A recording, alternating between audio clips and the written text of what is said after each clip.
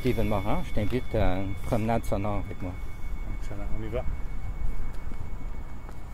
Alors, tu es conseiller municipal Oui. de la région ici. De Allright ici, oui. Alors moi, je suis artiste en résidence ici à Diamond. Puis, je crée des œuvres pour la radio Hall 2023, pardon.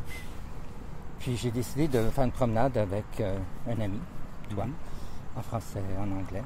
Puis, l'idée, c'est d'une promenade sonore, c'est de porter attention à tous les détails. Par exemple, nos pieds en ce moment font un son assez doux. Il vient de pleuvoir ici à Gatineau. Tous les détails de la vie, on peut sentir par le son. And it's going to be a bilingual conversation because Gatineau is multilingual and I'm bilingual. In fact, my family, my grandfather lived in Elmer, not Elmer, but in Hull at the time. So lots of stories that we can tell. But je vais commencer avec ce que tu entends en ce moment, Steven. Ben, j'entends les feuilles dans le peuplier qui est là. On entend la construction, parce qu'on entend toujours la construction au centre-ville. J'entends des oiseaux. Je pense que c'était une mésange. J'entends le vent. Est-ce que j'entends le vent tout seul? Non, je pense que j'entends le vent dans les feuilles. J'entends l'autoroute, puis Montcalm. Quelqu'un avec une tronçonneuse, on dirait? Ouais.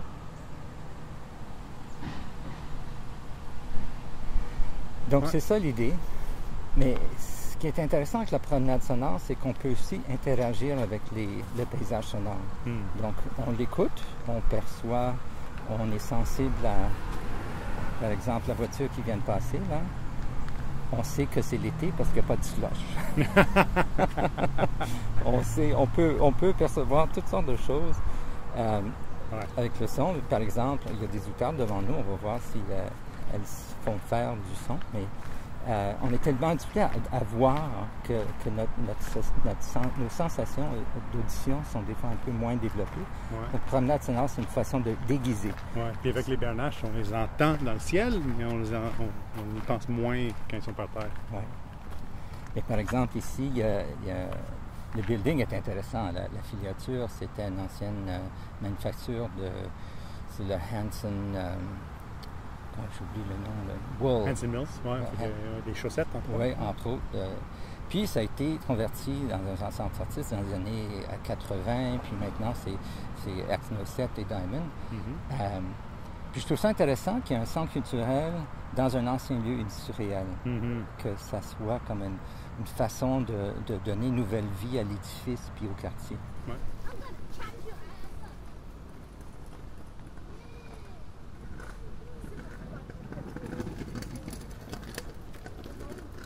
Le ruisseau de la brasserie a été vraiment...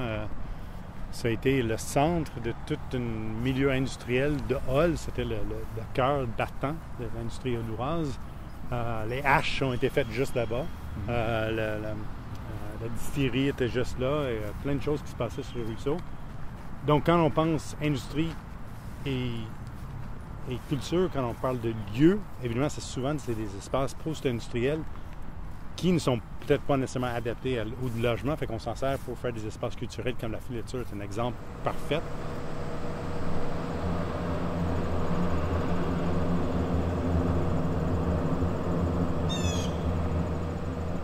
Mais c'est clair que dans cet endroit-ci, il y avait à une époque, j'essaie de m'imaginer, puis je l'entends un petit peu dans ma tête, les marteaux, les grosses machines, les scies, etc. C'est plus le cas, là, je veux dire, il n'y a aucune industrie de ce genre d'industrie lourde, là, de ce genre-là, ici. Fait que les sons seraient complètement différents. C'est fascinant d'imaginer ce que ça aurait dû être à l'époque. Aussi, il faut se le rappeler, juste avant la Deuxième Guerre mondiale, il y avait une grosse crise d'itinérance, ce qu'on appelle les sans-abri à l'époque, qui était ici, qui était centrée sur la partie ouest. Fait qu'il y aurait eu quand même... Est-ce que c'est une son industrielle, mais ça aurait été des familles laissés dans la pauvreté, dans ce système industriel qui ne les laissait pas compte. Ça aurait été aussi un endroit familial. Mais pas de la même façon que maintenant.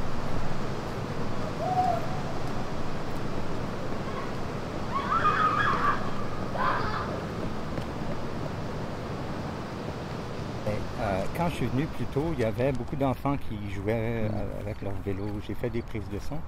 Et pour moi, c'est une découverte aussi parce que je ne connais pas bien Gatineau et je suis un artiste d'Ottawa qui vient ici pour écouter, participer à une radio, la Radio Hall. Puis je trouve ça vraiment intéressant juste de se laisser emporter par l'ambiance, par la culture, par les espaces de Gatineau. Ouais.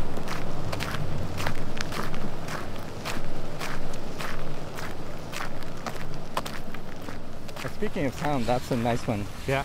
Tell me what just happened here. Cars going through puddles. Everybody knows that sound. So typical of after the rain, yeah. But also, I mean, it's asphalt. It wouldn't be the same if this were, mud.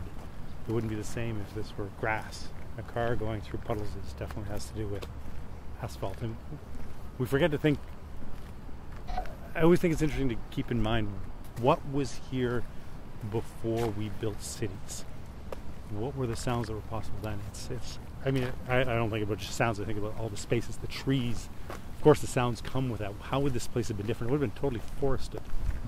So you would have had a different perspective on everything, and it would have sounded very different. The sounds of a forest, it would have been almost certainly a maple forest. So what were the sounds of that, right? Well, right now we're above, I don't know what kind of tree this is, but it's not the poplars from earlier. It's a more gentle leaf. Yeah, this is a Manitoba maple, a really big one, surprisingly big one. Now, on my way here this morning, I was playing with this sound. Another sound everybody knows. But this is so rich, and it's a gate, and we're going to go through this gate and back to the Filiature. This makes me think of school. Oh yes, That's the sound of school. Absolutely. I mean, because I never worked in a factory, but I think people who work in factories, that's the sound of the factory closing, although it's probably more of a sound as you slide it rather than closing like that. But that, for me, is the sound of school. Every school has a fence like this, right? The click, click, and the... Is it cool in a good way or a bad way or just whatever, right? I love school. I'm a parent, so I love school. And when I was a kid, maybe I would have had a different idea of it. You see, as an artist, to me, this is a very interesting sound that I would play with, right? I would say, okay, this is a barrier, so what is the notion of who's being left out, what's being protected, the sort of conceptual side, but then just the sound itself, and it's the richness of the shaking, and so it's a really interesting artistic material. And funny, this is obviously metal, but I don't think you can hear the metal. Yeah. You can hear the metal in the aftershake, but during this sound, isn't necessarily clearly metallic. All right, Stephen, let's continue. What I'm going to do with this sound walk, this is a special way of doing a sound walk, is I'm going to insert sounds and do a little bit of composition with it so that your interventions will be with other close-ups of the sounds, which is a fun way to play with the notion of a space, because that's what artists do, is interpret and be playful with aesthetic experiences so that audiences can have different sensations and different ways of, in this case, listening to the performance.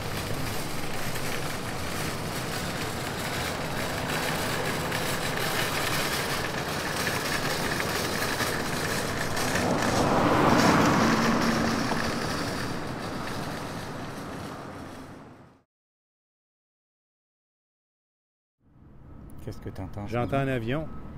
Où est-il? Et là. Et l'île. Ah. Ok. Ouais. Donc il va passer par-dessus nous, la stéréophonie va le taper. Ouais. C'est évidemment c'est quelque chose de spécifique dans cette partie de Hull. Il y a une certaine hauteur à laquelle les avions se trouvent parce qu'ils atterrissent ou ils partent de l'aéroport d'Ottawa. Ça, c'est une chose qu'on entend. L'autre chose qu'on entend, c'est des biplanes, souvent, ou des petits avions de fun qui sortent de l'aéroport de Gatineau. Ils sont plus bas, mais un son différent qui va avec ça, mais c'est toujours une hauteur très spécifique. Intéressant. Ouais. Ben, t'es bon. Tu portes attention aux détails.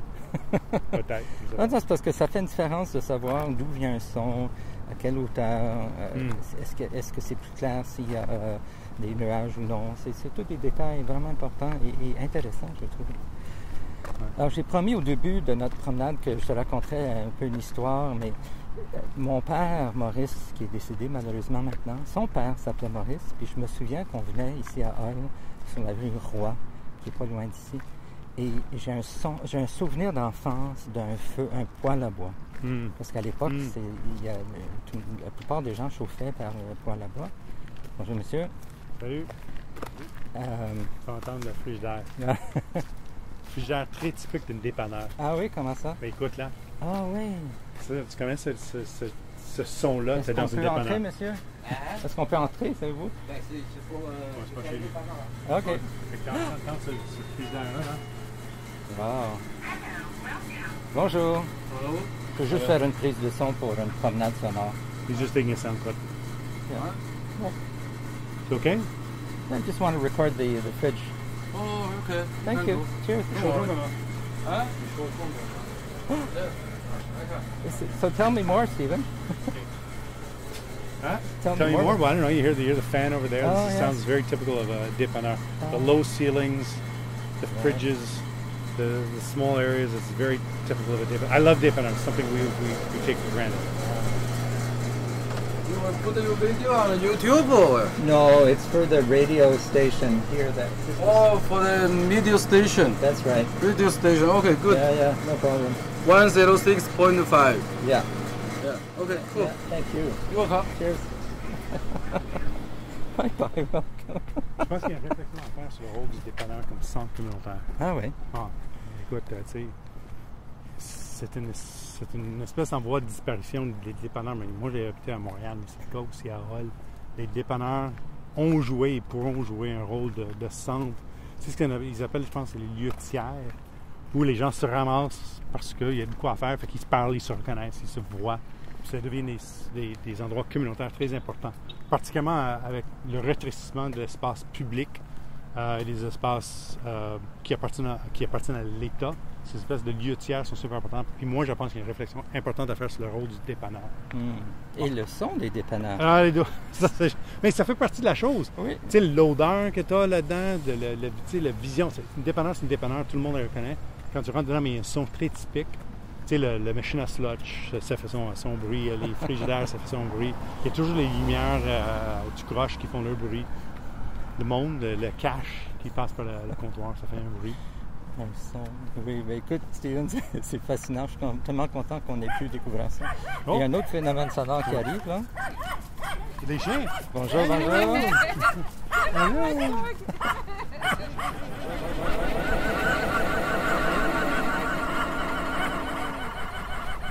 Les petits chiens font un son particulièrement aigu, évidemment. Oui. Et quand il y en a trois comme ça ensemble, ça jappe. Ça jappe, ça a une présence sonore intéressante. Non, je dirais, on entend aussi le bruit du mécanique des édifices autour. Je ne sais pas si tu les entends, je ne sais pas si c'est des climatiseurs ou le chauffage, mais on entend ce bruit de fond, là, qui est vraiment comme une white noise. Ouais. Puis c'est très... on l'entend ici. Je pense qu'il y a une réflexion toujours à faire aussi sur le son et la pollution sonore, parce que nous sommes dans un quartier pauvre. Ouais. À côté, c'est un quartier aisé. Les sons seraient très différents. Ça, il y a toujours une réflexion à faire là-dessus, à mon avis. Là. Quand on pense à la ville, il faut toujours penser à ça.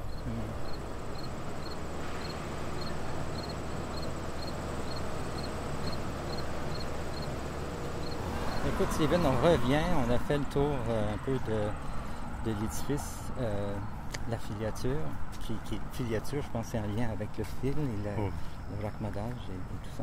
On va entrer un instant dans le building, puis après on va finir avec une sculpture sonore qui est sur place ici, devant le centre d'artistes d'Allemagne. OK.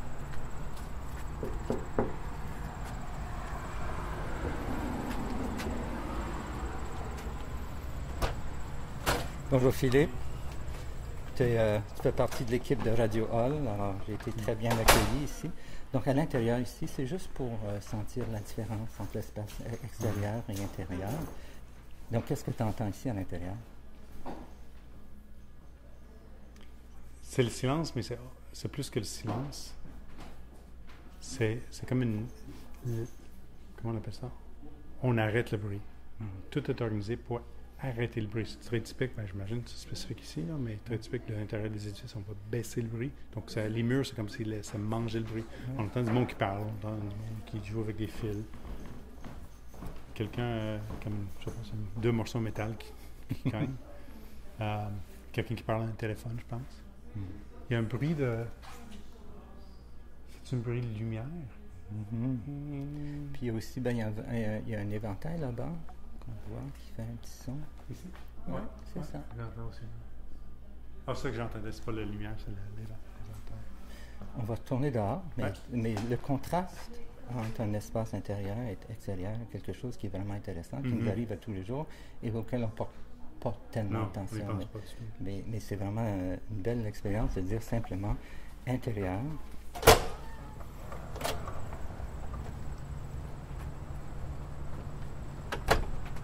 Extérieur. Il y a une sculpture devant le building ici qui est d'un artiste de Montréal. Je vais retrouver son nom. Oui, il n'y a pas une petite pancarte, il y en avait avant. Pas encore, mais il y en avait. C'est fait partie Adam Basanta. Ouais. Ça s'appelle Triad. Puis je vais mettre mon micro comme ça. Je t'invite à écouter comme ça. Là.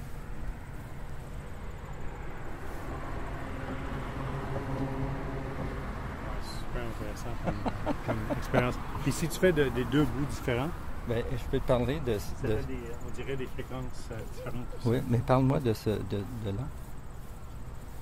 Tu veux que je te parle d'ici? Ah, c'est intéressant. Oui. Wow. Essayons, mets-toi ici, puis on va essayer. Moi, je vais être à l'autre bout. Vas-y, Steven. Salut.